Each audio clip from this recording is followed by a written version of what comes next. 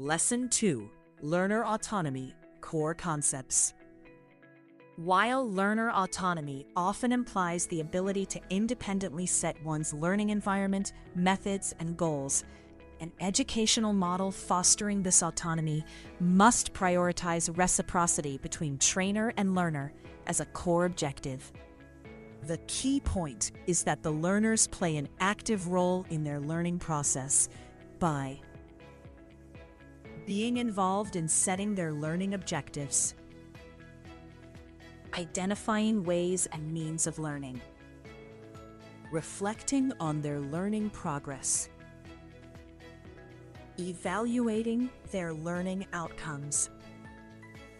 But how to put that in practice effectively? Reciprocity and horizontal learning approach. To that intent, reciprocity and horizontal approach should be considered as a priority among learners and trainers.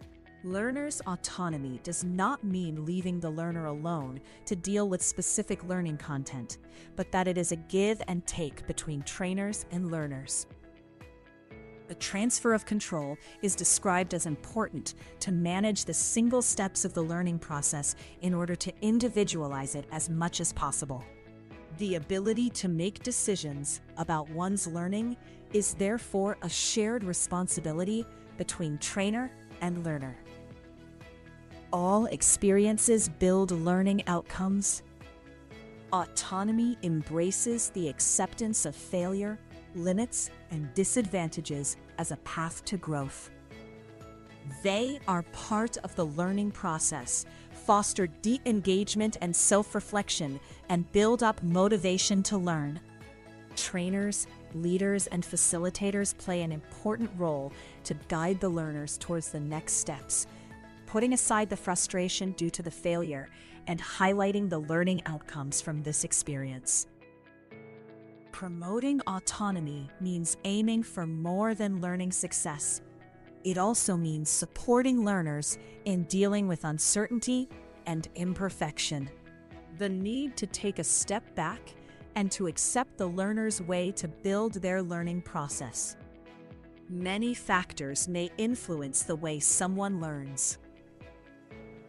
Educational background, specific learning difference, cultural, social, religious, and political values and beliefs held by both trainers and learners profoundly shape learning goals, motivations, and perceived limitations. Therefore, it requires intentional awareness from all perspectives, and especially from the trainers, in order to give space to the learners on how to progress and learn. It can be a positive learning outcome if learners find their own solutions for challenges, even if they are different from those suggested by trainers.